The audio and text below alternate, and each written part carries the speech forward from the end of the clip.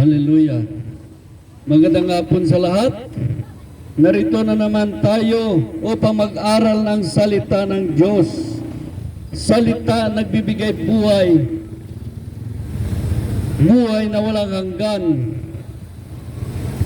Nagbibigay ng kaligtasan. Hallelujah.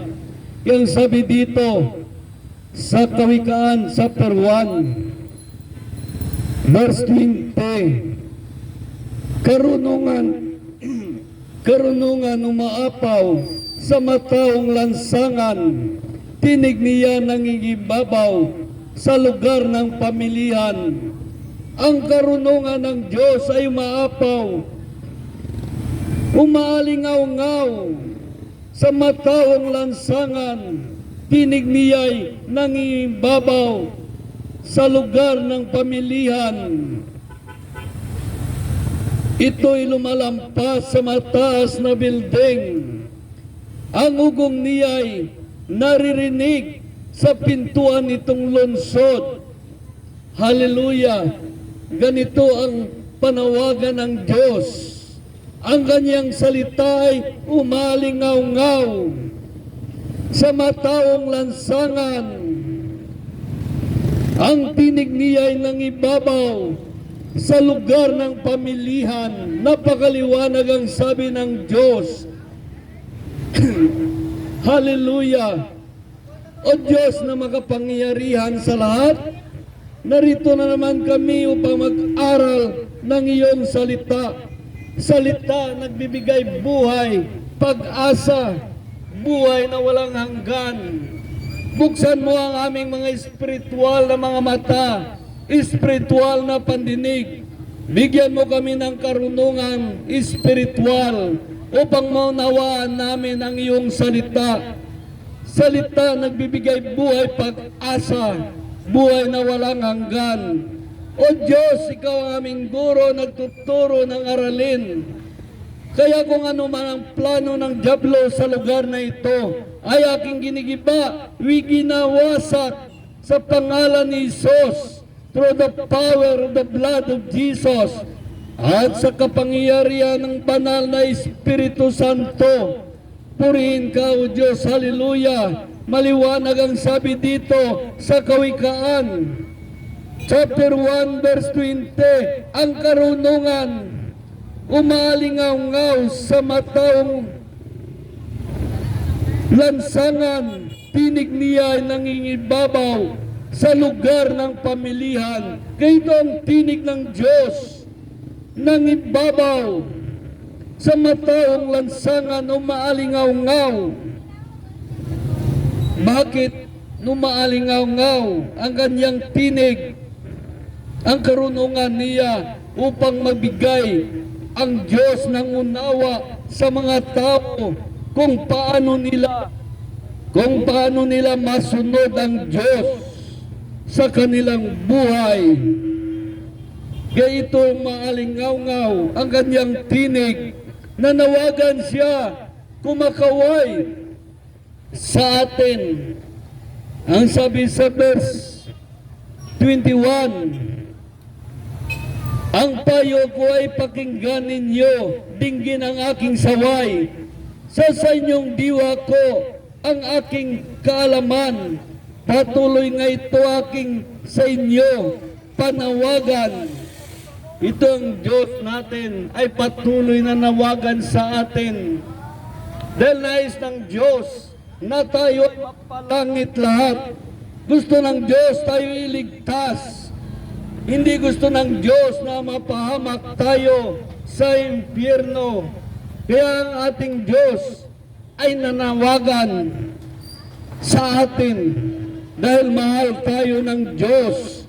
Yang sabi sa 1 chapter 3 verse 16, gayon na lamang ang pag-ibig ng Diyos sa sanlibutan, kay binigay niya ang kanyang bugtong na anak upang ang sumampalataya sa kanya ay hindi mapapahamak, kundi magkaroon ng buhay.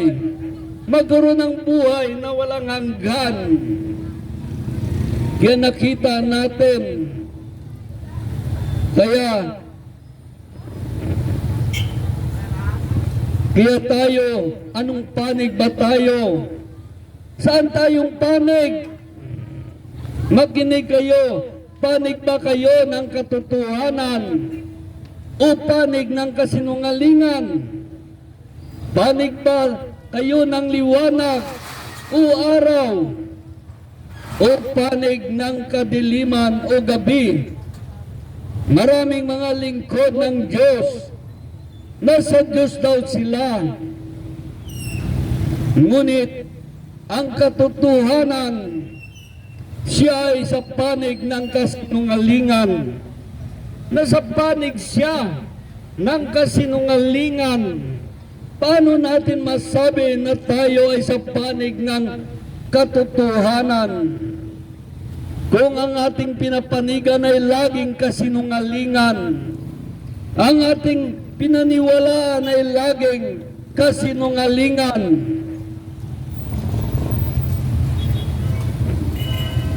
Siya ay panig ng kasinungalingan o kaya siya ay panig ng kadiliman.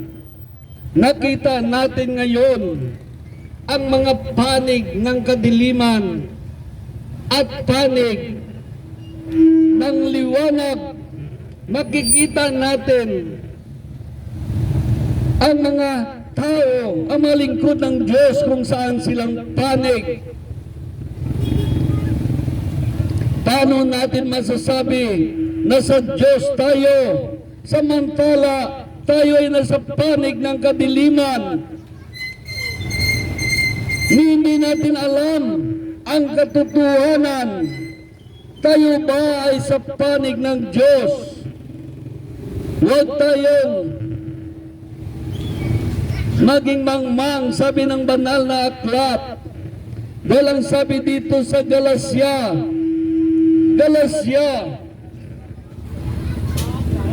chapter 6, sabi naman sa Galacia chapter 6 verse 7, huwag ninyong linlangin ang inyong sarili. Ang Diyos ay hindi ninyo madadaya, hindi madadaya ninuman. Kung ano ang inihasik ng tao, yun din ang kanyang anin. Napakaliwanag. Kung ano ang inahasik ng tao, yun din ang kanyang anin. Napakaliwanag. Ang nagsisikap ng mga bagay ukol sa laman ay nag-aani ng kamatayan. Ngunit ang nagsisikap ng mga bagay ukol sa Espiritu ay nag-aani ng buhay na walang hanggan. Nakita natin.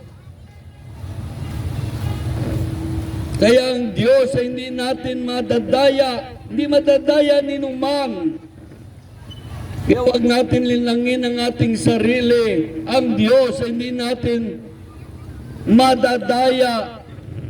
Napakaraming lingkod ng Diyos na nakakalungkot isipin na sila'y nasa panig ng kadiliman. Dumidilim ang kanilang pag-iisip dahil hangad nila makamit ang pangako ni Satanas. Paano nila hinangad na makamit ang pangako ni Satanas? Una, hangad nila karangalan. Pangalawa, kapangyarihan at kaharian, na para silang mga hari. Pag nasa sa iyo ang tatlong ito, tiyak yayaman ka. Ito ang kanilang humahalingan ng kanilang laman at pag-iisip. Kaya ang sabi dito sa Timothy chapter 6, sabi dito sa Timothy chapter 6 verse 3, ay ganito ang sinasabi: sino man magtuturo ng iba kaysa rito ay tisang ayon sa salita ng Panginoong Jesucristo at sa mga aral tungkol sa kabanalan.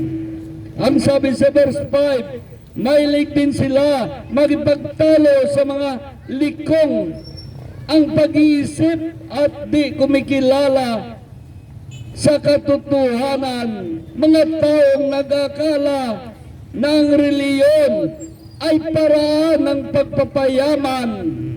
Ang sabi sa verse 9, ang mga nagnanasang yumaman sa anumang paraan ay nahulog sa tukso at nabibitag sa masamang hangarin, nagtutulak sa kanila sa kapahamakan.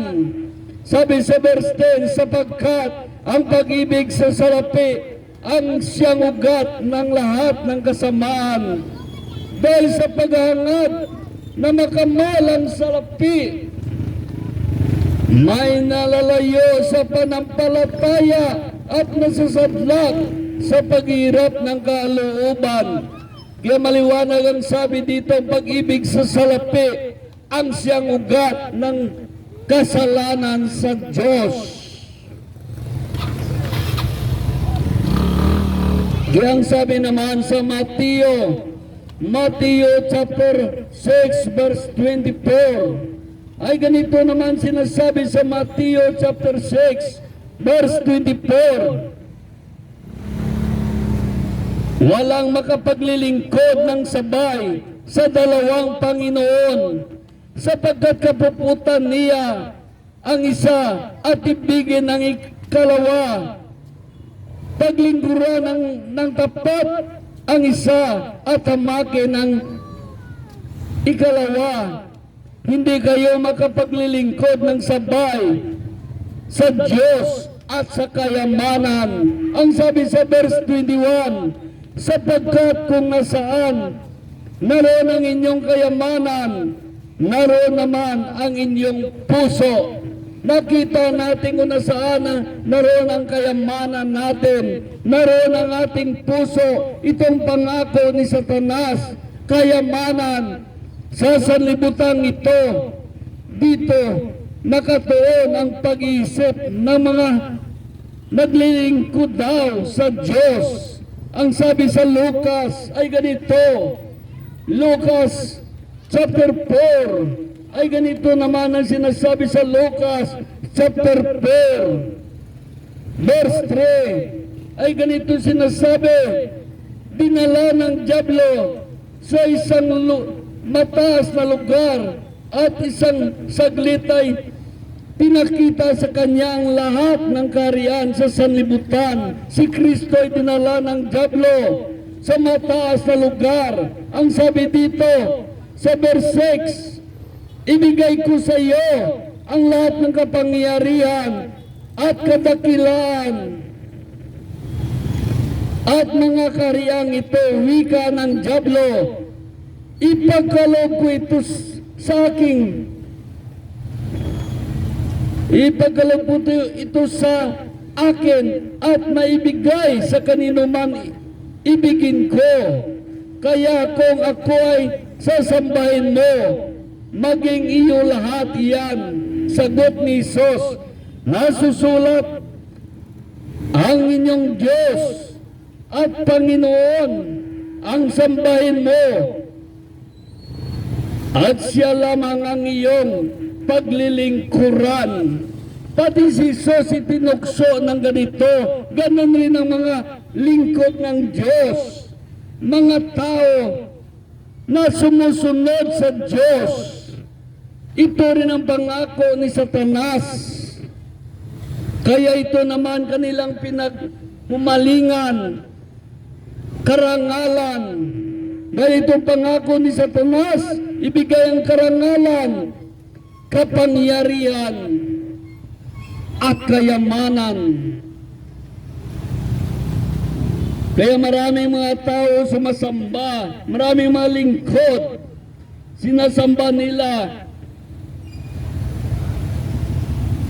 ang mga bagay na pangako ni Satanas. Yun ang kanilang minimiti.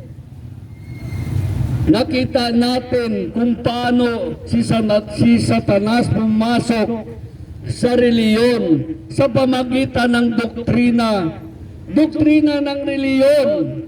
Doon si Satanas pumasok. Kaya ito naman, ang mga tao, gumagawa sila ng doktrina upang ang mga tao pasundin sa kanilang doktrina.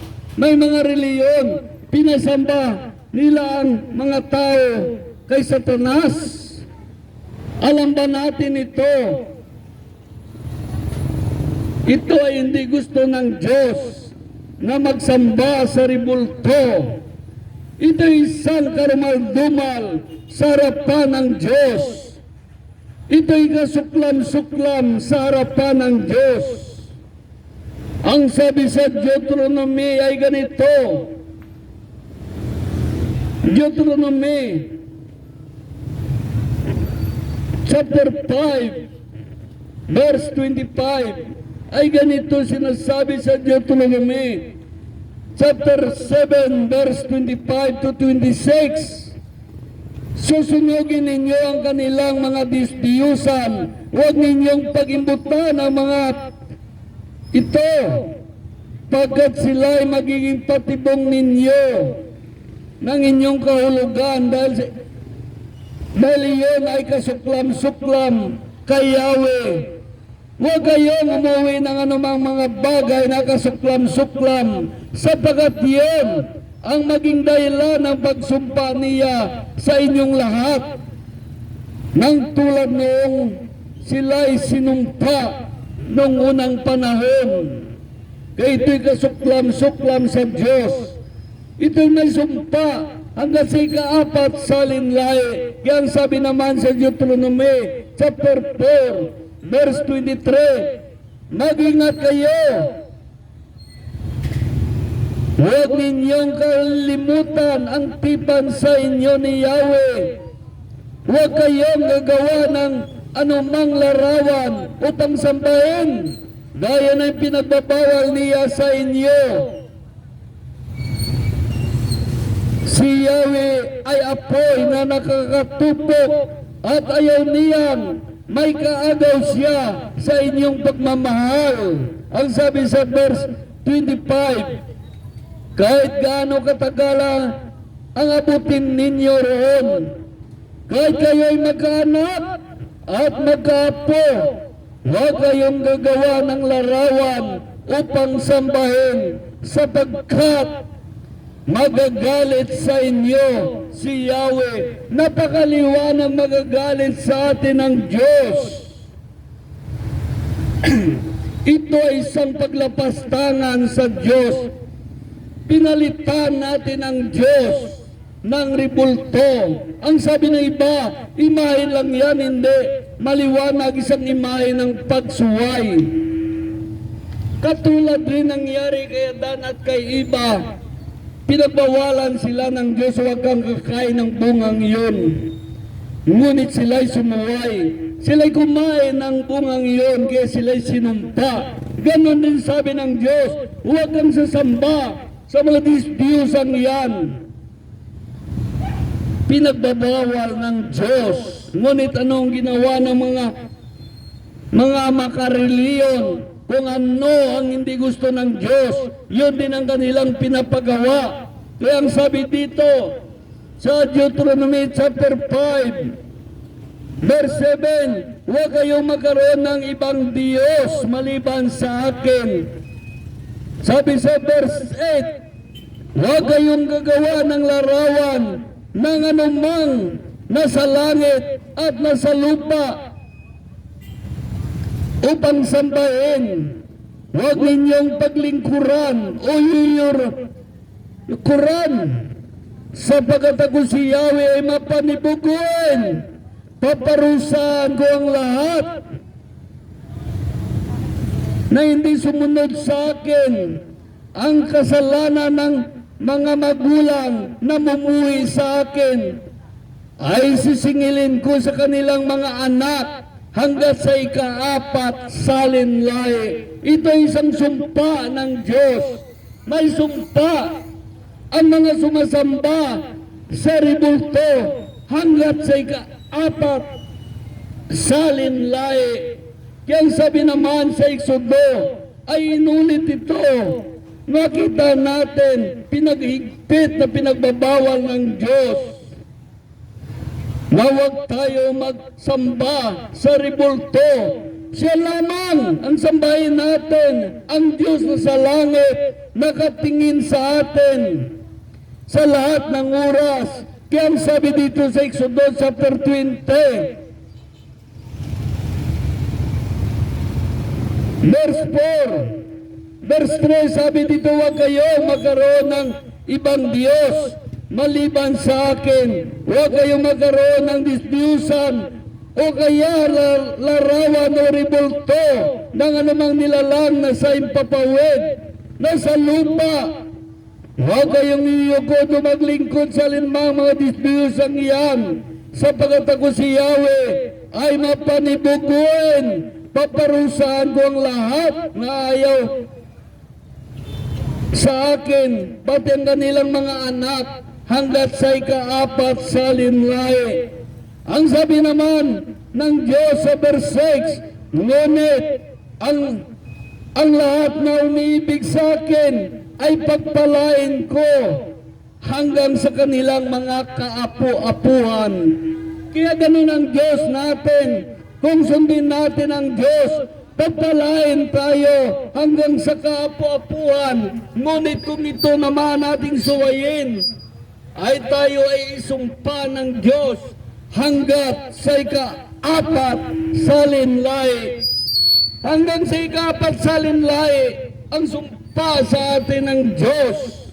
Kaya may pit na pinagbabawal ng Diyos sa bawat isa. Kaya hindi natin kailangan suwayin ng Diyos dahil isumpa niya tayo. Ito ay kanilang sinuwayang Diyos. Kaya ito makita natin ang kasalanan ng tao. Kasalanan ng mga reliyon. Paano pinasamba ni Satanas ang mga tao? Pinaniwala na si Kristo ay tao lang. Pinaniwala si Kristo ay tao lang at hindi Diyos. Ang sabi dito sa ikalawang 1 ay napakaliwanag. Ang sabi sa ikalawang 1 ay ganito. Ganito ang sabi ng Diyos sa mga tao na sumusuway sa Diyos. Ang sabi dito sa ikalawang 1, chapter 1 verse 7, sapagkat nagkalat sa salibutan ang mga mandaraya, mga taong hindi nagpapayag na si Kristo ay naging tao. Ngunit ang kanilang pinayag si Kristo ay tao lang. Yan ay anti-Kristo. Dapat ipayag natin, si Kristo ay naging tao. Diyos siya na nagpakatao. Ngunit kung ipayag natin si Kristo ay tao lang, anti-Kristo tayo. Ang totoo na magpakilala kay Kristo, siya'y Diyos na naging tao, nagpakatao upang tubusin ang ating mga kasalanan. Kaya nakita natin kung paano magpahayag ang mga anti-Kristo. Ang sabi naman sa unang 1, chapter 4, verse 1, mga minamahal, huwag ninyong paniwalaan agad ang bawat nagsasabi sa kanila ang Espiritu, sa halip na subukin naman ninyo upang malaman kung mula sa Diyos ang Espiritu sa kanila, sapagat marami bilang propita lumilitaw sa sanlibutan. Ito pagkilanlan kung sino ang kinaroonan ng Espiritu ng Diyos. Ang magpapahayag na si Kristo ay naging tao. Ibig sabihin, hindi siya tao, Diyos siya at naging tao, nagpakatao. Ang siyang kinaroroonan ng Espiritu mula sa Diyos. Subalit ang hindi nagpapahayag ng ganon tungkol kay Kristo, nasasabihin nila si Kristo ay tao lang at hindi Diyos. Ang espiritu na sa kanila ay Antikristo. Nakita natin ang mga Antikristo. At kaya ang sabi dito sa 1 chapter 2, sabi sa 1 chapter 2 verse 18, mga anak, malapit na ang wakas, tulad ng narinig ninyo, darating na ang Antikristo. Ngayon ngay, marami nang lumitaw ng mga Antikristo, kaya alam na natin malapit na ang wakas. Kaya ng mga sign na malapit na ang wakas dahil makita natin ang mga Antikristo ngayon naglilibot at sabihin nila si Kristo ay tao lang at hindi Diyos. Ito ay isang paglapastangan kay Kristo Jesus. Nasabihin nila si Kristo ay tao lang at hindi Diyos. Kaya napakaliwanag ang mga Antikristo. Si Kristo ay Diyos, anak ng Diyos. Ang sabi ng banal na aklat, siya ay Diyos. 100% na Diyos at 100% na tao. Ngunit ang pinag-aralan nila ang pagka 100% na tao ni Kristo. Hindi nila pinag-aralan ang 100% na pagka-Diyos ni Kristo Jesus. Bakit nagpakatao si Kristo? Upang ligtas ka. Iligtas tayo. Yan ang dahilan. Bakit nagpakatao si Kristo? Nag-agos ang kanyang dugo sa krus ng Kalbaryo upang iligtas tayo. Iligtas ka. Yan ang dahilan bakit nagpakatao si Kristo.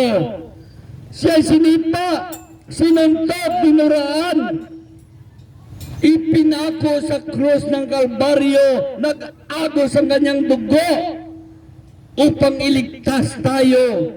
Ngunit ano ang ating ganti sa Diyos? Ano ang ganti natin sa pagmamahal ng Diyos sa atin na dapat sana tayong lahat ay mapa-impyerno, ngunit pinadala niya ang kanyang bugtong na anak upang iligtas tayo. Pinadala niya ang kanyang anak upang iligtas tayo. Maraming paraan ng Diyos upang iligtas tayo. Pinadala niya ang kanyang bugtong na anak. Pinadala niya ang Espiritu Santo upang iligtas tayo, ngunit hindi natin pansin ang pamaraan ng Diyos sa ating buhay. Kahit ang Biblia ay tinatakwil natin, hindi natin kilala si Kristo Jesus. Hindi natin kilala, maka-Diyos tayo, maka-Kristo, ngunit hindi naman natin kilala si Kristo Jesus. Dahil ang sabi ng banal na aklat sa 1 chapter 1 verse 1, sa pasimula pa ay naroon na ang salita, kasama ng Diyos ang salita, at ang salita ay Diyos. Maliwanag ang salita ay Diyos. Dalawa ng panahon, ang Diyos ay nagpag-usap sa ating mga ninuno, sa mga propeta, sa iba't ibang panahon. At narinig ang kanyang tinig, ngunit hindi siya makita. Kaya sinulat ng mga propeta ang kanyang sinasabi. Kaya ang salita ay Diyos. At sa ating panahon, naging tao ang salita at sinamuhay sa piling natin. Si Kristo Jesus, ang salita na tinatakwil natin sa banal na aklat. Dahil ang sabi dito, ang salita ay Diyos. Naging tao ang salita, sabi sa verse 14. At siya'y nanirahan sa piling natin. Nakita namin ang kanyang kapangyarihan at kadakilaan, puspos ng pag-ibig at katapatan. Tinanggap niya mula sa Ama ang kapangyarihan at kadakilan bilang bugtong na anak. Napakaliwanag. Siya'y bugtong na anak ng Diyos. Siya ay Diyos. Napakaliwanag. Ganun tayo kamahal ng Diyos. Hindi niya gusto mapaimpyerno tayo. Nais niyang ligtas tayo. Nais niyang mapunta rin tayo sa langit, sa kanyang kaharian. Ganun tayo kamahal ng Diyos. Pinadala niya ang kanyang bugtong na anak. Nagdusa sa cross ng Kalbaryo. Nag-agos ang kanyang mga dugo upang iligtas tayo. Ano ang ating ganti sa Diyos? Puro ba pagkakasala? Nakita natin mahal tayo ng Diyos, ngunit tayo hindi nagmamahal sa Diyos.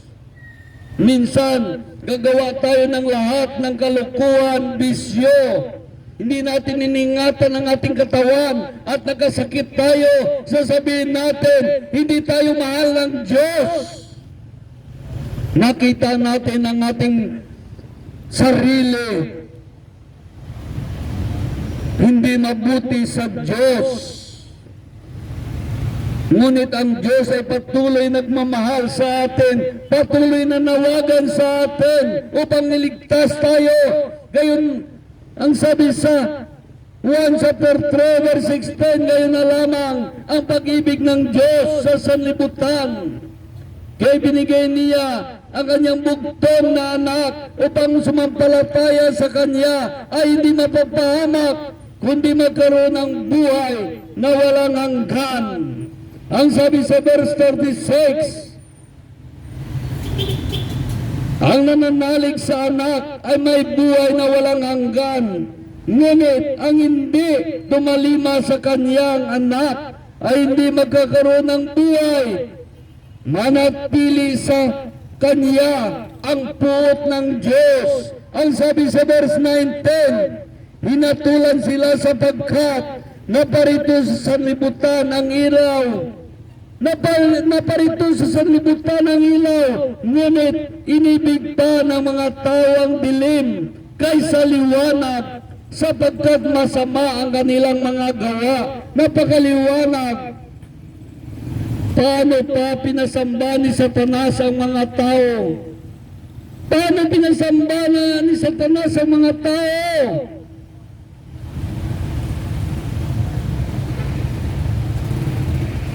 Sa pamagitan ng doktrina ng reliyon. Salit ang Biblia ang inyong basahin at sundin. Ang sinusunod ninyo, ang doktrina ng inyong reliyon. Dahil sabi ng inyong tagapagsalita, ligtas na kami. Kami lang ang ligtas. Ngunit yan ang doktrina ninyo, hindi doktrina ng Diyos, kundi doktrina ng reliyon. Ang sinusunod ng tao. Pinasunod ang mga tao sa doktrina ng reliyon at ginagamitan nila ng bersikulo para sabihin sa Diyos din sila. Ang tanong, sinong Diyos? Sinong Diyos ang ating sinasamba at sinusunod? Diyos ba na banal na sa langit? O Diyos ng sanlibutan na si Satanas? Makinig kayo. Ito ang lihim na turo ni Satanas. Sa doktrina ng reliyon, makita mo, kay bulgar natin ito, ang mga lihim ni Satanas upang maingatan nyo inyong sarili, hindi kayo madaya at maligaw. Maraming mga tao nagmamahal sa Diyos, ngunit iniligaw siya ng kanyang doktrina ng reliyon at paniwalayan na ligtas na. Ligtas ba talaga tayo? Ang kaligtasan ay kay Kristo Jesus lamang, wala nang iba. Ang reliyon ay hindi makapagligtas sa atin. Si Kristo lamang. Ang reliyon ay isang ospital ng mga makasalanan. Doon kinukumpine ni Rehab ang mga tao na may sakit na espiritual. Ang reliyon, ang simbahan ay isang paaralan lamang. Doon kayo tuturuan kung paano ninyo masunod ang Diyos, kung paano ninyo masunod si Kristo Jesus. Ngunit nadaya tayo, imbis pa sundin tayo kay Kristo, pinasunod tayo sa doktrina ng ating reliyon at sasabihin ligtas na tayo. Gaano tayo katotoo na ligtas? Ang kaligtasan ay para sa lahat ng tao, hindi sa isang reliyon lamang. Ang kaligtasan ay para sa lahat ng tao na sumusunod sa Diyos. At ang kapamakan naman ay para sa lahat ng tao na ayaw sumunod sa Diyos at gumagawa ng kasalanan. Yun ang kaligtasan. Ang sumusunod lamang sa Diyos ang maligtas, ngunit ang sumusuway at gumagawa ng kasalanan, tiyak ang kapamakan. Kaya kailangan natin magbasa ng Biblia upang malaman natin kung paano natin masunod ang Diyos. Kung paano natin maiwasan ang mga hindi gusto ng Diyos. Kaya dahil sa katigasan ng ating ulo, ayaw natin pakinggan ang salita ng Diyos. Ang pinapakinggan natin, ang doktrina ng reliyon. At paniwalain tayo sa kasinungalingan. Kaya ang sabi dito ng Diyos kay Propeta Mikas, chapter 2, verse 11, ang uri ng mga ngaral na ibig ng mga ito, yaong naglilibot na pawang kasinungalingan ang kanilang sinasabi. Pawang kasinungalingan, sabi ng Diyos. Kaya maraming naglilibot na pawang kasinungalingan. Kaya tinadaya lamang tayo upang maging member tayo ng reliyon. Hindi lumapit sila sa inyo dahil ang tingin sa inyo isang kaluluwa na naisiligtas ng Diyos. Ngunit ang tingin sa inyo ay isang tao lamang na pwede pagtirahan. Napakasakit pakinggan, ngunit yan ang totoo. Hindi lang natin tinuturuan ng mga tao na lumayo sa paggawa ng kasalanan at sundin ng Diyos. Dahil ang sabi dito sa Santiago, kaya marami ngayon makareliyon na makalaman. Makalaman at makasanlibutan. Kaya ang sabi dito sa Santiago, chapter 4, verse 4, ay ganito sinasabi sa Santiago chapter 4, verse 4, mga taksel, hindi ba ninyo alam ang kapag kinaibigan ninyo ang sanlibutan ay kinakaaway naman ninyo ang Diyos? Kaya ang sino man nagnanais na maging kaibigan ng ang sanlibutan ay kaaway ng Diyos. Bakit siya naging kaaway ng Diyos? Tanungin natin ang Diyos, bakit kaaway ng Diyos ang mga tao nasa sanlibutan, makasanlibutan? Dahil ang sabi sa unang 1, itong sabi ng Diyos sa unang 1, chapter 3, unang 1, chapter 2, verse 15, huwag ninyong ibigin ang sanlibutan o mga bagay sa sanlibutan.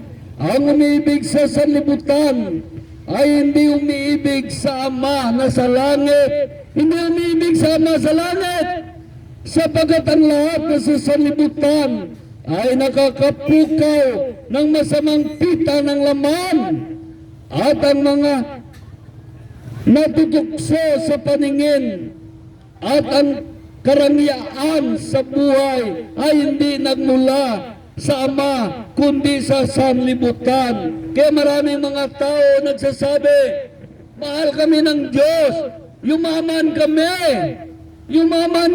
mahal kami ng Diyos.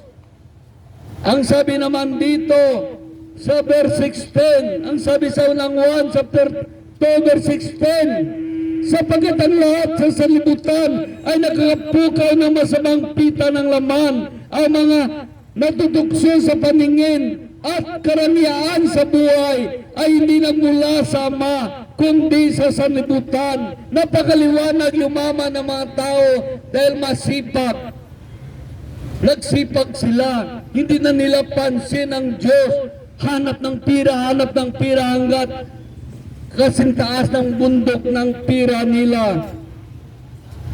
Yan ang mula sa sanlibutan. Ang inyong kayamanan hindi mula sa Diyos. Napakaliwanag dahil nagsisikap kayo mula umaga hanggang hapon. Kaya nga maliwanag dito, dahil ito hindi gusto ng Diyos, ang sanlibutan ay nakakapukaw ng laman. Kaya madali ka magkakasala sa Diyos. Kaya sabi sa verse 17, mapaparam ang sanlibutan at ang lahat na kinahumalingan nito. Ngunit ang sumusunod sa kalooban ng Diyos ay mabubuhay magpakailanman. Ano gusto ninyo? Kayamanan sa lupa o kaya buhay na walang hanggan sa langit? Doon natin sukatin kung saan ang malaga, kayamanan sa lupa o buhay na walang hanggan. Naging bilyonaryo tayo, naging trilyonaryo tayo, ngunit mapapahamak naman ang ating kaluluwa sa impyerno at magdusa tayo sa huli. Kaya ang totoong tagumpay ay makaakyat ka sa langit, makarating ka sa langit. Yan ang totoong tagumpay. Kahit naging mayaman ka dito sa ibabaw ng lupa, lahat na propesyon na matataas, posisyon, hindi yan tagumpay. Ang totoong tagumpay ay makarating ka sa karya ng langit, makamit mo ang padya na buhay na walang hanggan. Yun ang totoong tagumpay. Ngunit ito, ang tagumpay sa lupa, umalagi lamang. Makain mo lahat na gusto mo, maabot mo, ngunit pagpatay ka, wala na rin. Kahit marami ka pang pira, iwan mo yan lahat. Ngunit ang sumunod sa Diyos, yun ang dala-dala mo pag namatay ka, na ikaw ay sumulunod ni Kristo Jesus. Isa kang lingkod ng Diyos, isa kang anak ng Diyos. Yan, doon natin mapatunayan na tayo ay pinagpala, lubos. Nakamit natin ang totoong tagumpay, narating natin ang langit at ang buhay na walang hanggan. Yun ang totoong tagumpay, hindi sa lupa. Kahit sa iyo pa ang buong Cebu, lahat na bangko doon, lahat na lupa doon, iwan mo yan pag namatay ka. Ngunit kung pagsunod mo sa Diyos, nagkaroon ka ng kayamanan sa langit, nagkaroon ka ng buhay na walang hanggan. Yun ang totoong tagumpay. Kaya malasabi dito naman, kaya maraming mga tao naligaw. Kaya sabi sa ikalawang Pedro, kaya kailangan magbasa tayo ng Biblia upang hindi tayo madaya. Dahil maraming mandaraya ngayon. Dahil si Satanas ay pumasok na sa bawat kasimbahanan at nagtuturo siya ng kasinungalingan. Paano pumasok si Satanas sa simbahan? Dahil sa doktrina ng reliyon. Dahil pagsalita ng Diyos walang pira. Pag nagawa sila ng doktrina, walang pira. Magmensahe siya malapit doon sa pusa mo. Pakonsensyahin ka. Pakonsensyahin ka na hindi mo sinusunod ang Diyos. Kaya, hindi dumating si Kristo upang bilhin natin ng salapi. Ibinigay niya ang kanyang buhay upang iligtas tayo. Kaya ang gagawin naman natin, ibigay natin din ang ating buhay. Ialay natin ang ating buhay, nakakalugod sa Diyos. Ito ang tunay na pagsunod sa Diyos.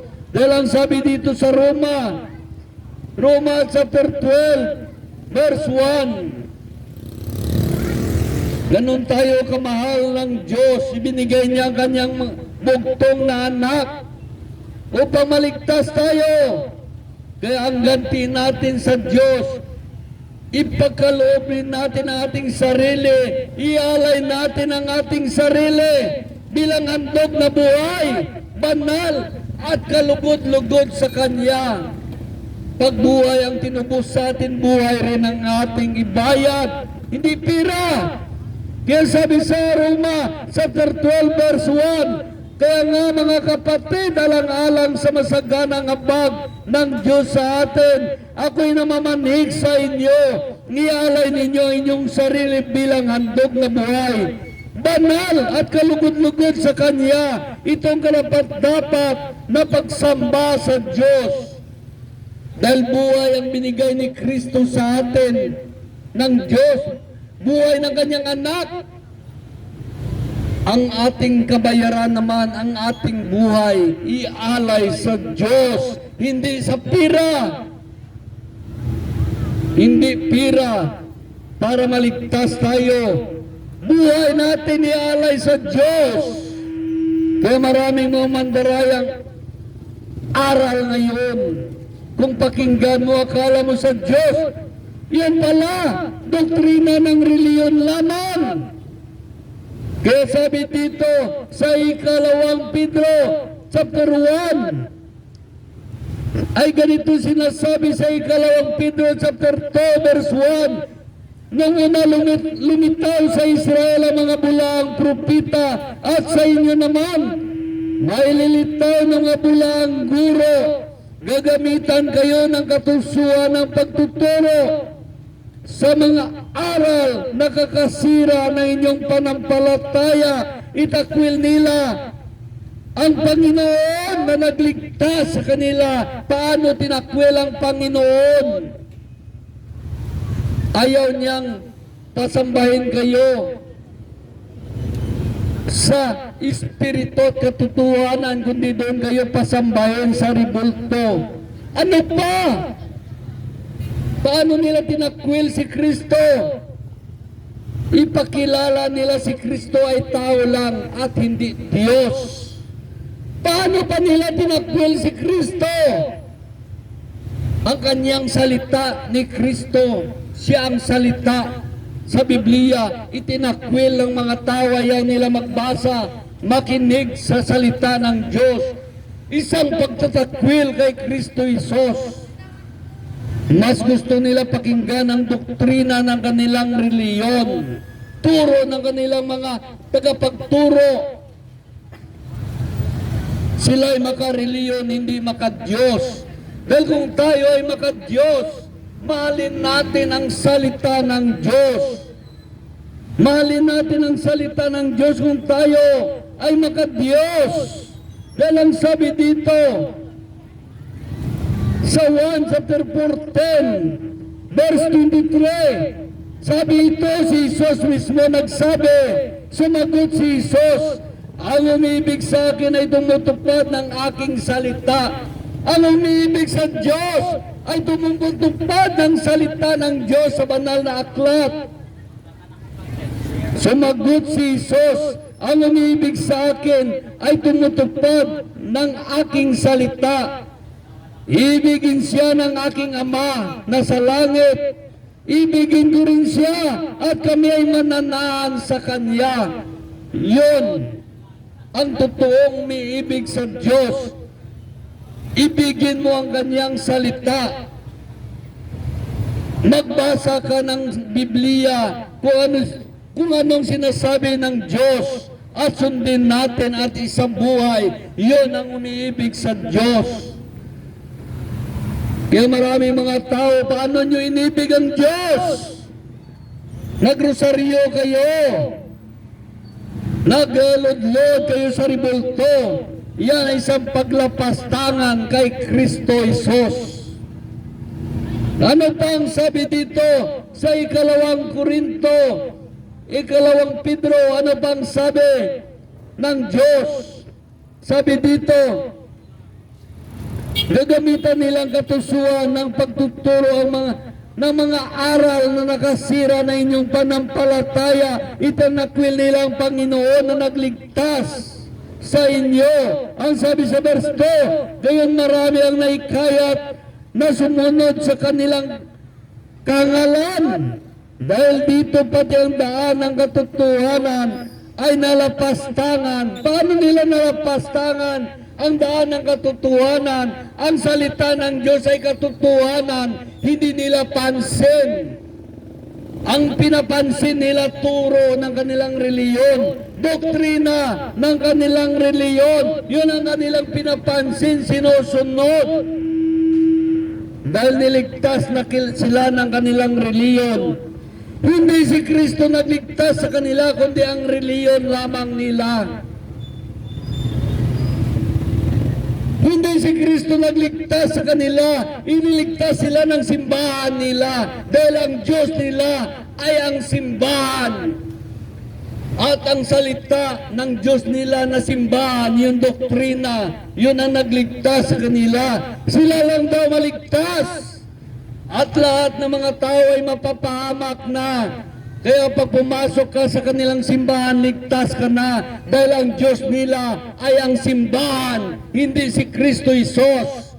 Si Kristo Jesus ay tao lang sa kanila. Napakaliwanag. Ng kanilang Diyos ay simbahan, hindi si Kristo Jesus. Si Kristo Jesus sa kanila ay tao lang at hindi Diyos. Nakita natin ang paglapastangan nila kay Kristo. Ang sabi sa 2 Pedro, chapter 2, verse 3, sa kanilang kasakiman, linangin nila kayo sa matatamis na pangungusap upang makuha ang inyong kayamanan. Ano ito?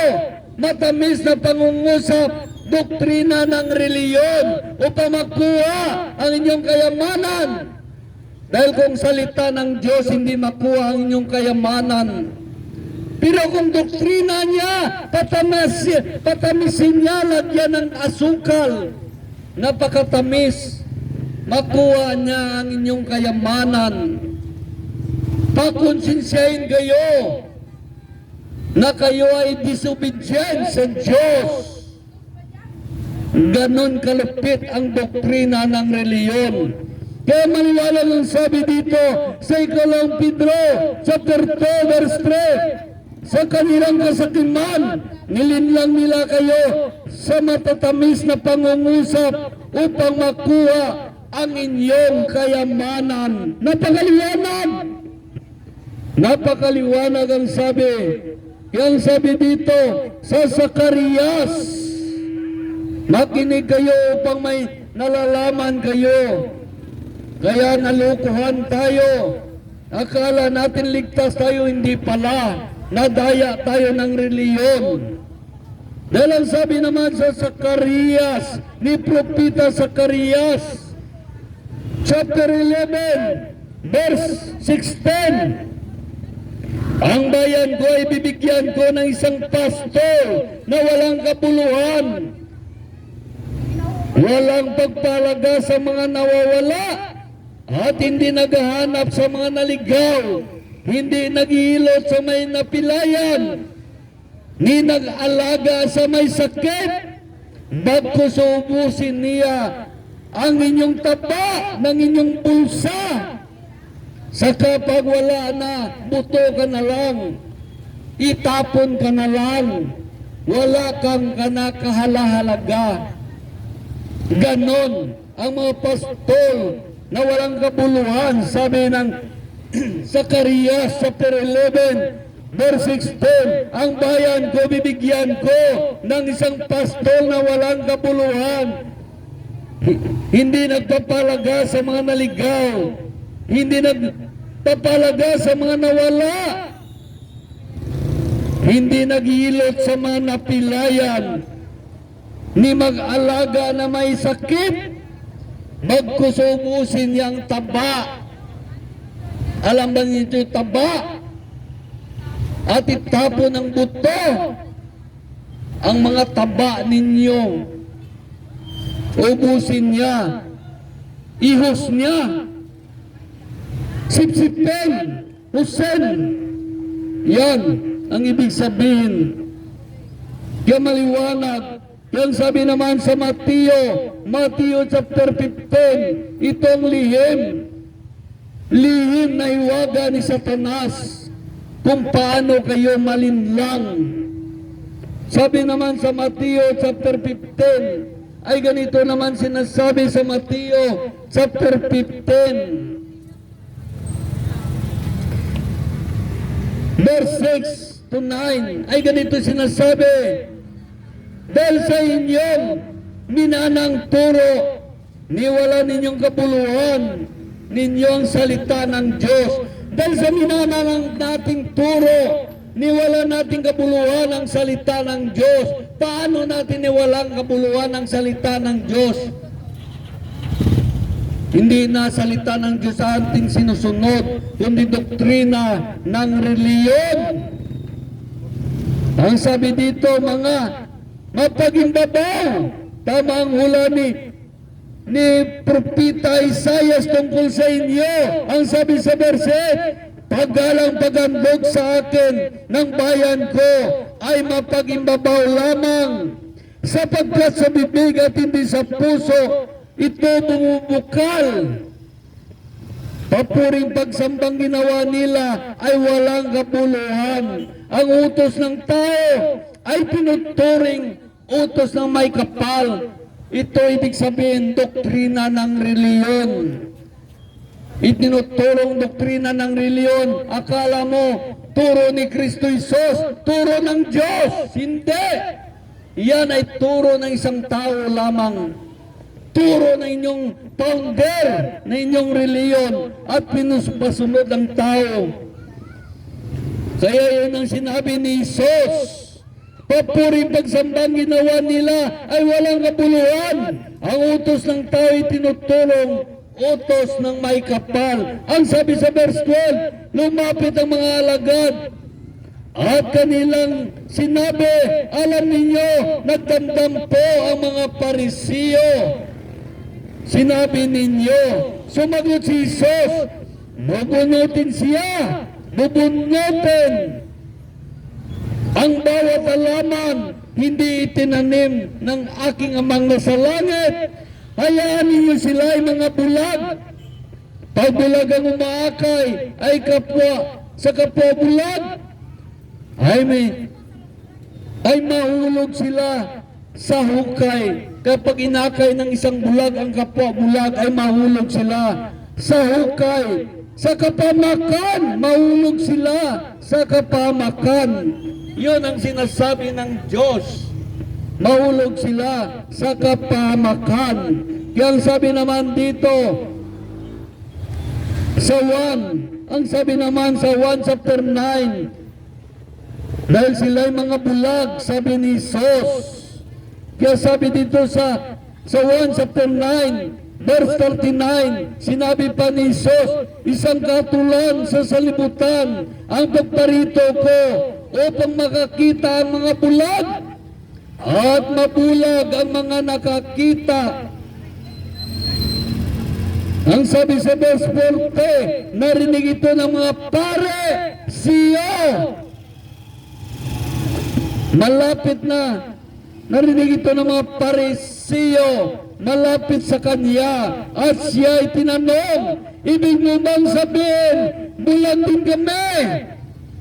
Sumagot si Jesus, kung kayo'y bulag, wala sana kayong kasalanan.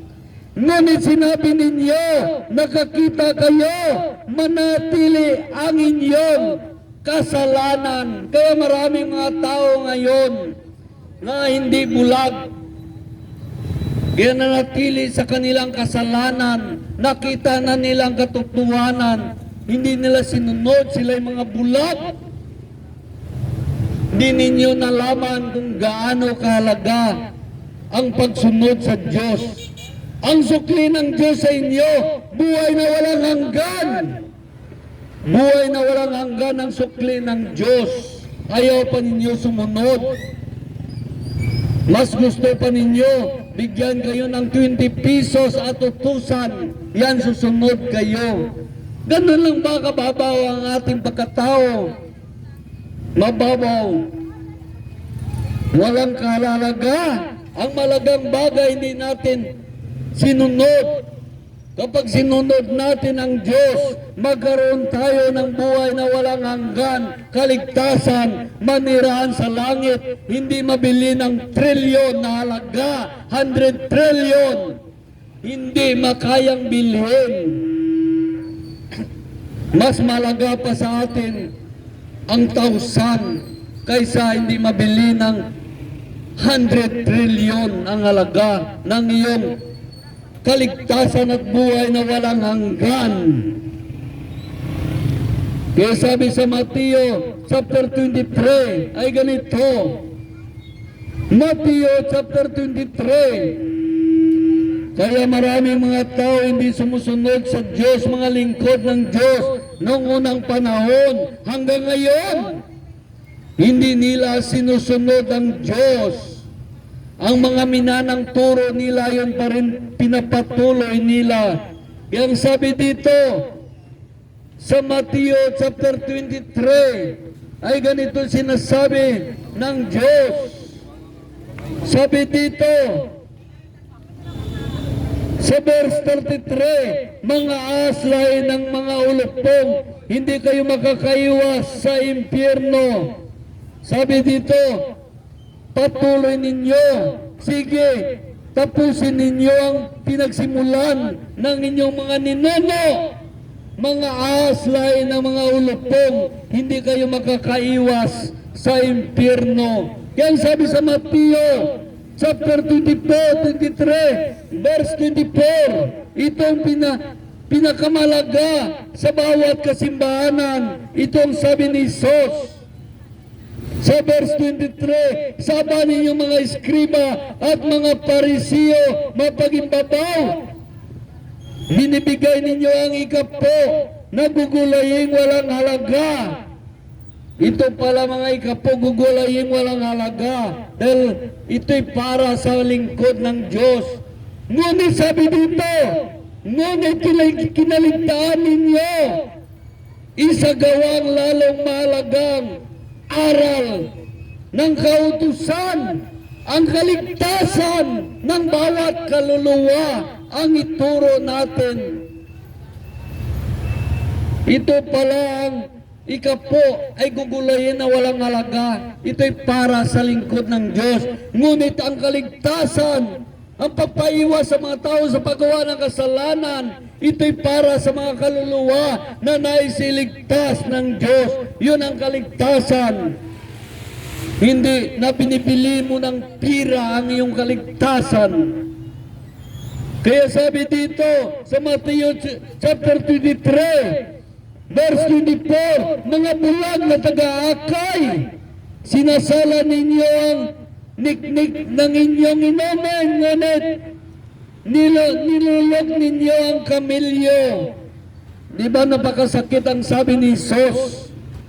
Sabi niya, sinasala ninyo mga niknik ng inyong inumin, ngunit nilulog ninyo ang mga kamilyo. Saba ninyo mga eskriba at mga parisiyo, mga mapagimbabaw, linisin ninyo ang salabas ng tasa, ng pinggan, ngunit ang loob ay puno ng mga nautot ninyo, at dahil sa kasakiman, sinasamantala ninyo, mga bulag na parisiyo, linisin muna ang mga nasa loob ng tasa ng pinggan at magiging malinis din ang labas nito. Kaya maraming mga tao may makareliyon, puro panlabas lamang, ngunit ang kanyang loob ay puno ng kagarukan, kasakiman. Hindi lang sakim sa pira, sakim pa ang isang tao na bigyan na ng mabuting pagtingin. Kaya Kaya sabi dito sa verse 27, sabahan ninyong mga eskriba at mga parisiyo, mapagimbabaw. Ang katulad ninyo ay libingan na pinaputi, maganda sa labas, ngunit sa loob ay puno ng kabulukan, ng buto ng mga patay. Ganyan na ganyan kayo sa paningin ng tao. Mabuti kayo ngayon. Mabuti kayo, ngunit ang totoo ay puno kayo ng mapag-imbabaw at kasamaan. Tingnan mo ngayon mga lingkod ng Diyos na nagpakilala. Mapag-imbabaw. Marami ngayon mapag-imbabaw. Mabuti sa tingin, ngunit sabi ng Diyos dito, ang katulad ninyo ay pinaputi, panglibingan na pinaputi, maganda sa labas, ngunit sa loob ay puno ng kabulukan at buto ng mga patay. Ganyan na ganyan kayo sa paningin ng tao. Mabuti kayo, ngunit ang totoo punong-puno kayo ng pagpaimbabaw at kasakiman. Sakim, takot, malabawan. Gusto na siya lang marunong. Kapag may mga puri pa na labaw sa kanya, nagkaroon siya ng inggit dahil siya ay makalaman. Ganyan ang mga makalaman. Puno ng inggit. Kaya ang sabi dito sa verse 23, sabi sa verse 30, at sinabi ninyo kung kami sana nabubuhay pa sa panahon ng aming mga ninuno, hindi namin pinapatay ang mga propita. Sabi sa verse 31, sa sinabi ninyong iyan, inaamin ninyo kayo mga anak ng mga nagpapatay sa mga propita. Sige, tapusin ninyo ang pinagsimulan ng inyong mga ninuno, mga aslay ng mga ulupong. Hindi kayo makakaiwas sa parusa sa impyerno. Yan ang sabi ni Kristo sa mga lingkod ng Diyos. Kaya ang sabi sa verse 36, sinasabi ko sa inyo ang parusa dahil sa lahat ng ito ay babagsak sa mga tao sa kasalukuyan. Dahil ang sinusunod nila minanang turo, doktrina ng reliyon, hindi ang salita ng Diyos. Yun ang kanilang sinusunod. Doktrina ng reliyon. Yan sabi dito, kaya maliwanag ang sabi sa ikalawang Pedro. Maliwanag talaga ang sabi sa ikalawang Pedro ay ganito. Ikalawang Pedro, chapter 2 verse 1 to 3, nung una lumitaw sa Israel ang mga bulaang propita at sa inyo naman lilitaw ang mga bulaang guro, gagamitan nila kayo ng katusuhan ng pagtuturo, ang mga aral nakakasira ng inyong panampalataya. Itakwil nila ang Panginoon na nagligtas sa kanila, kaya't biglang darating ang kanilang kapamakan. Sabi sa verse 2, gayon man, marami ang naikayas na sumunod sa kanila, kahalayan, kahangalan, at kasakiman, dahil dito pati ang daang ng katotohanan ay nalapastangan sa kanilang kasakiman. Nilinlang nila kayo sa matatamis na pangungusap upang makuha ang inyong kayamanan. Napakaliwanag ang sabi ng Diyos. Kaya ang sabi naman dito sa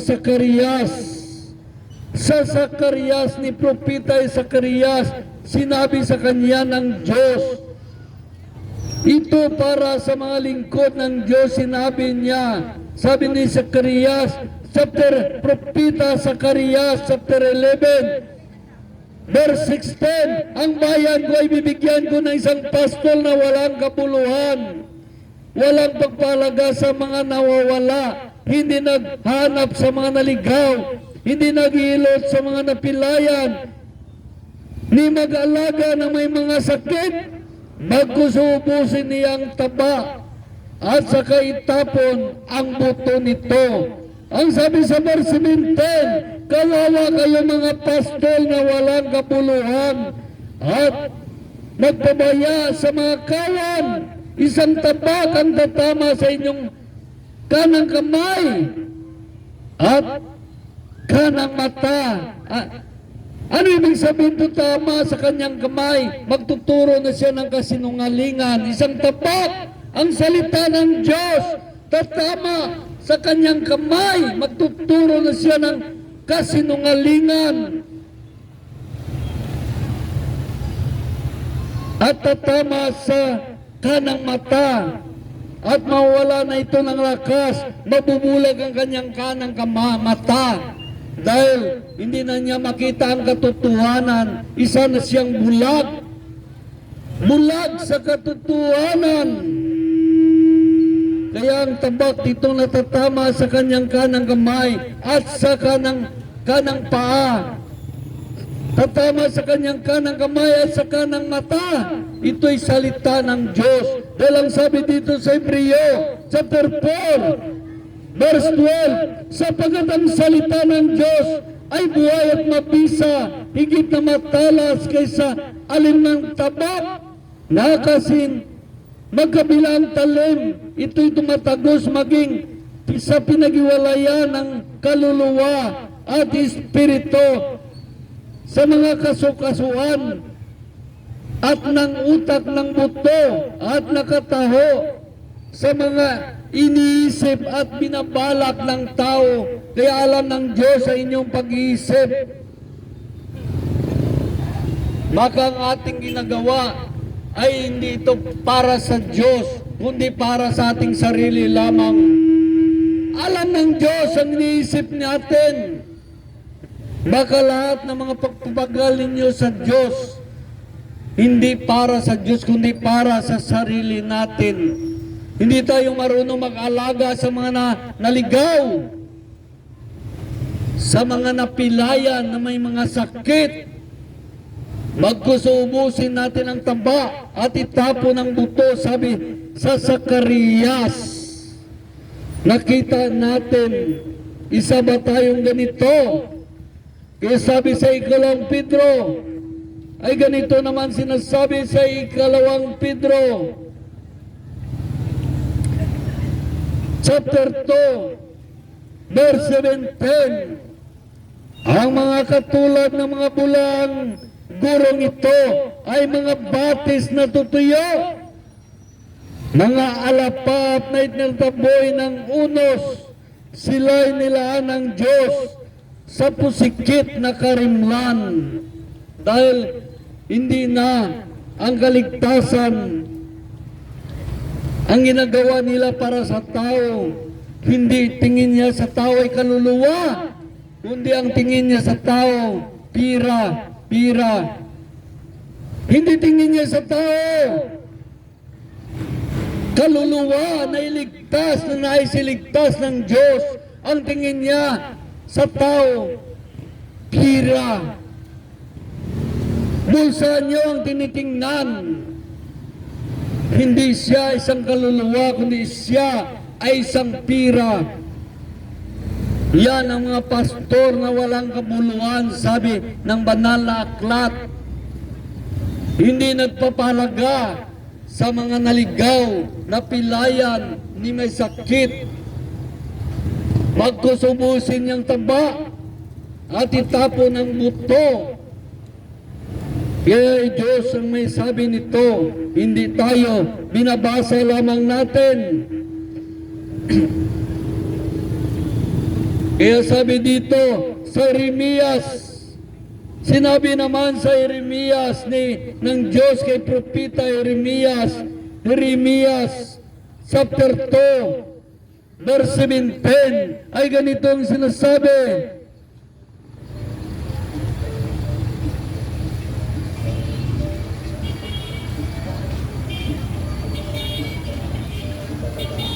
Hindi ko sila sinugo at wala silang kabutihang idudulot sa bayang ito. Hindi sila sinugo. Hindi sila isinugo ng Diyos. Napakaliwanag sinabi na sa Jeremias. Kaya ang sabi naman dito sa ikalawang Korinto chapter 11. Sabi dito sa ikalawang Korinto chapter 11, ibig sabihin kundi sila sinugo. Sino nagsugo sa inyo? Reliyon ang nagsugo sa inyo, hindi si Kristo Jesus. Sinugo lang kayo ng reliyon. Mga lingkod lamang kayo ng reliyon, hindi lingkod ng Diyos. Dahil kung lingkod kayo ng Diyos, ang tingin niyo sa tao ay kaluluwa, hindi pira. Dahil kayo ay mga lingkod lamang ng reliyon, tingin niyo sa tao, hindi na kaluluwa, kundi pira. Totoo yan. Huwag na natin itago ang katotohanan. Dahil ang sabi dito, sa ikalawang Korinto chapter 11, verse 13 to 15, hindi sila tunay na lingkod, nandaraya lamang, at nakunwari mga lingkod ni Kristo. Hindi ito dapat tatakhan, sapagkat si Satanas man ay maaaring magkunwariling anghel ng kaliwanagan. Kaya hindi nakataka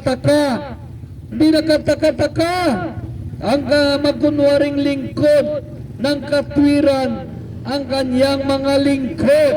Ang kanilang kainatnan ay ayon lamang sa kanilang mga gawa. Ano ba kanilang mga gawa?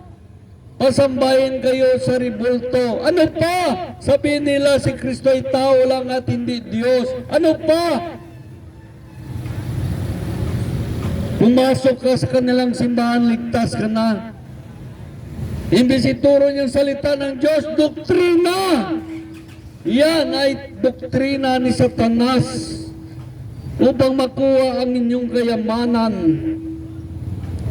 Kaya maliwanag ang sabi dito sa ikalawang Pedro chapter 3, ikalawang Pedro chapter 2, ay ganito ang sinasabi sa ikalawang Pedro chapter 2 verse 3. Sa kanilang kasakiman, nilinlang nila kayo ng matamis na pangungusap upang makuha ang inyong kayamanan. Ano ito? Doktrina ng reliyon. Matamis. Walang doktrina ng reliyon na hindi matamis. Kapag pakinggan mo, talagang napusis ka na, nasalamangka ka na, isang salamangkiro. Ang doktrina ng reliyon ay isang salamangka ng reliyon upang makuha ang inyong kayamanan sa pamagitan ng matatamis na pangungusap. Lilangin niya kayo sa matatamis na pangungusap upang makuha ang inyong kayamanan. Kita mo, maraming mga tao nakuha ang kanilang kayamanan dahil sa matamis na doktrina ng reliyon. Wala kang makita ang doktrina na hindi matamis. Lahat yan ay matamis. Kaya ang sabi dito sa Jeremias, ni Propeta Jeremias, sinabi ng Diyos kay Propeta Jeremias chapter 23, ay ganito ang sinasabi ng Diyos kay Propeta Jeremias chapter 23 verse 30, ako'y laban sa mga propeta, gumagamit ng salita na ibang propeta upang palabasin. Pinayagan ko sila. Marami ngayon mga lingkod ng Diyos, gumagamit ng mga propeta, sabihin, ito payag sa akin ng Diyos. Ang sabi sa verse 31, ako'y laban sa mga propeta, kumakata ng sariling pangitain at sasabihin, yun ang sinabi ni Yahweh. Gagawa-gawa sila ng kwento at sabihin na, revelasyon ito ng Diyos sa akin. Nakita natin marami ngayon mga tao sa lamang kiro. Anong sabi dito sa verse 32? Ako'y laban sa mga propeta, nagsalaysay ng kasinungalingan upang dayain ang aking bayan. Hindi ko sila sinugo at wala silang kabutiang idudulot sa bayang ito. Walang kabutihan idudulot sa bayang ito. Nagtuturo ng kasinungalingan, nagsalaysay ng kasinungalingan. Ano yun ang kasinungalingan? Tinuturo nila doktrina ng reliyon. Pinapasunod kayo sa reliyon, hindi sa Diyos. Dapat sa Diyos tayo sumunod. Kaya magbasa kayo ng Biblia upang masunod ninyo ang Diyos. Dahil kung hindi kayo nagbabasa, madaya kayo. Dadayain kayo ng matatamis nilang salita at paniwalain kayo. Yan sinabi ni Yahweh. Kaya nakita natin, para nakita natin kung paano sila sinalamangka, nasalamangka sila ng mga salamangkiro.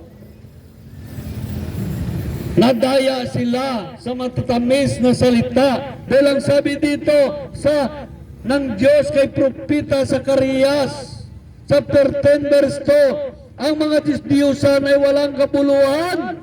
Ang pangitay ng manghula ay pawang kasinungalingan.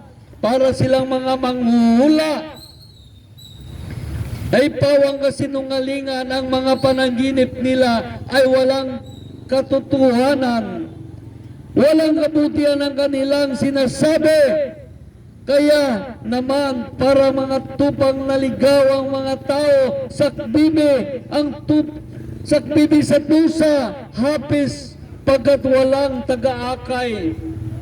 Dahil walang taga-akay papunta sa Diyos, kundi papunta sa reliyon. Ang kanilang pag-akay, akayin kayo papunta sa kanilang reliyon. Ipakilala nila ang kanilang reliyon na silang totoo at sila lamang ang maligtas. Napakaliwanag. Kaya ito ang pumasok ang dyablo sa reliyon. Paano siya pumasok sa reliyon? Ito ang doktrina ng reliyon, hindi yan salita ng Diyos. Salita yan ng tao na founder ng reliyon. Kaya tayo naman, nalinlang tayo. Ganito ang paglinlang sa atin, paglinlang ni Satanas kay iba. Ang sabi dito, ni Satanas kay iba, sa Genesis chapter 3, verse 5, gayon sinabi ng Diyos, sapagkat alam niya kung kakain kayo ng bungang iyon, magkakaroon kayo ng pagkaunawa, kayo magiging parang Diyos. Kaya kumain sa Danatsiba, kayo naging parang Diyos. Ganon na rin ngayon ang mga huling salit-lahi, mga lahi ni Adan at ni Eva. Parang mga Diyos sila. Parang mga Diyos na. Hindi na nila ituro ang salita ng Diyos. Sila na nagsasalita, doktrina ng reliyon ang kanilang sinasabi, hindi salita ng Diyos. Kaya sila'y para mga Diyos. Tulad noon sa panahon ni Kristo Jesus, siya'y binato ng mga Parisiyo. Dahil ang sabi dito sa 1, chapter 10, verse 31, sabi dito, ang mga Hudyo ay muling gumawa ng mga bato upang batuin siya. Kaya sinabi sa kanila ni Jesus, maraming mga mabuting gawa mula sa mga pinakita ko sa inyo. Alin ba ang mga ito ang dahilan? At ako'y inyong babatuhin. Sumagot ang mga Parisiyo,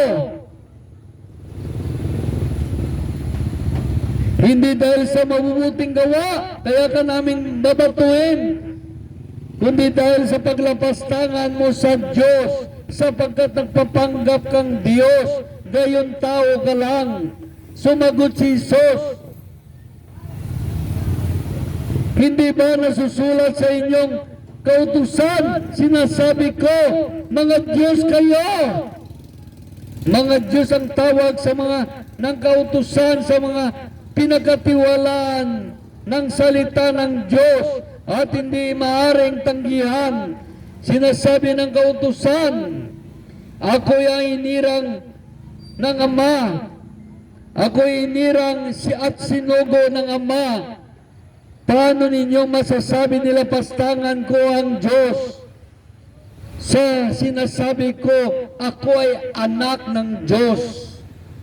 Kaya, ang sumusunod kay Kristo Isos, ang sumusunod sa Diyos, ay anak ng Diyos. Ngunit ito naman tagapagturo ng reliyon.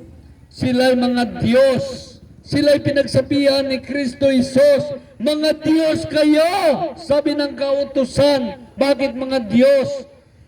Hindi na niya sinusunod ang salita ng Diyos. Sila na, ang kanilang salita na, ang kanilang doktrina ang sinusunod ng tao. Kaya mga Diyos sila.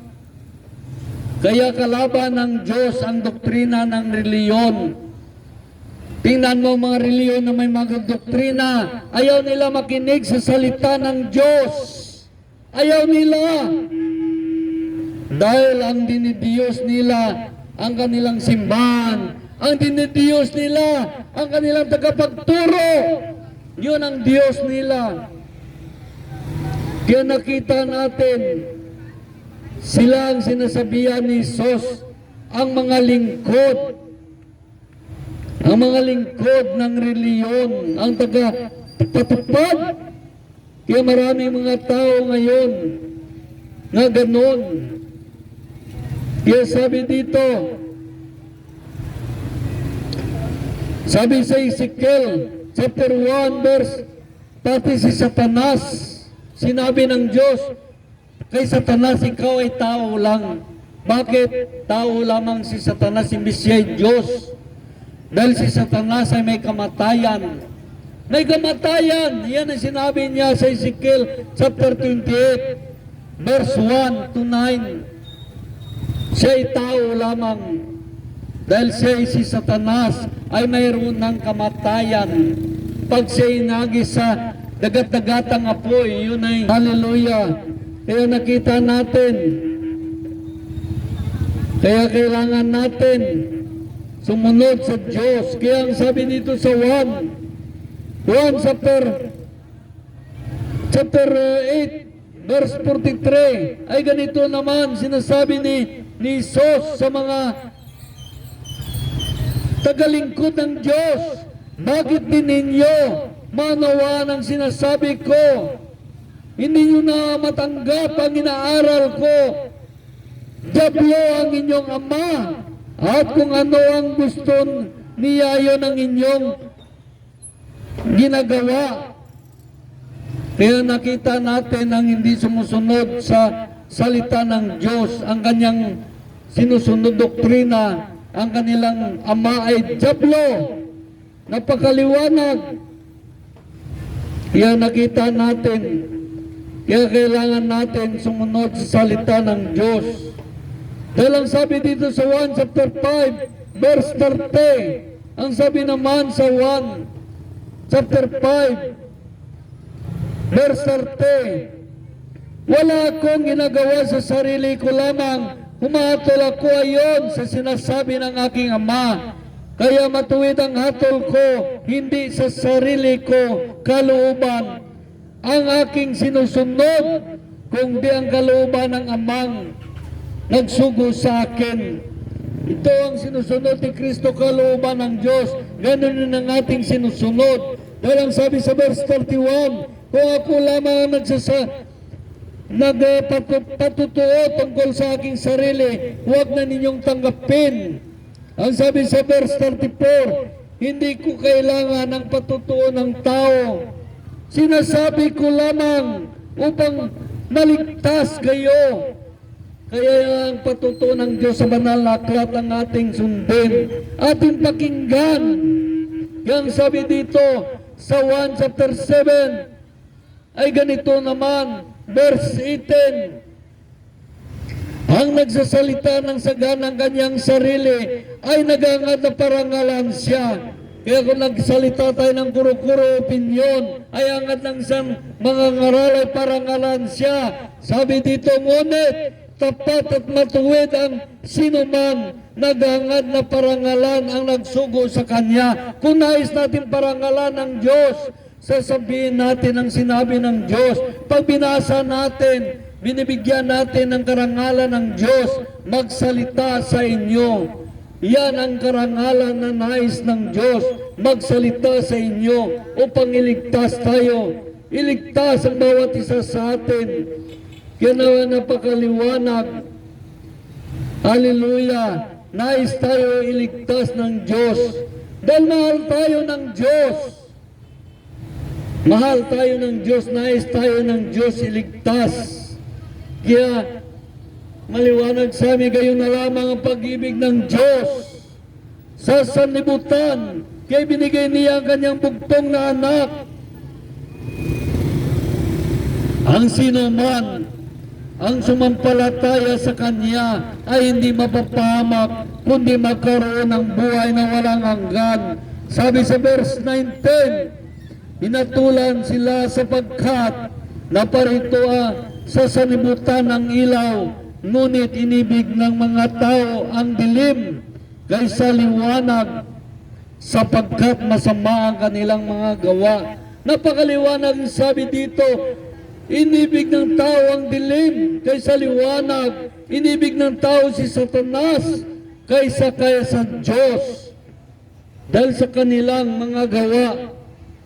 Kaya kung nais natin ibigin ng Diyos, mahalin natin ang kanyang salita at isa buhay upang mahalin tayo ng Amang nasa langit, upang mahalin tayo ni Kristo Isos, at ang Espiritu Santo ay mananahan sa atin. Hallelujah! Purihin ang Diyos. Hallelujah! Yun ang aking mensahe. Nais ng Diyos makarating sa inyo ang kanyang salita. Ang sinasabi ng Diyos, nais niya iparating sa inyo dahil mahal kayo ng Diyos. Hallelujah! Purihin ang Diyos. Amen. Salamat sa Ginoo sa mga mensahe na sa mga pulong na kay Dawanogid, ang pagpalangga kang Ginoo sa tagsa natin ang kabuhi ay hindi na gusto ng kadaysara ka natin mahulog sa nga lima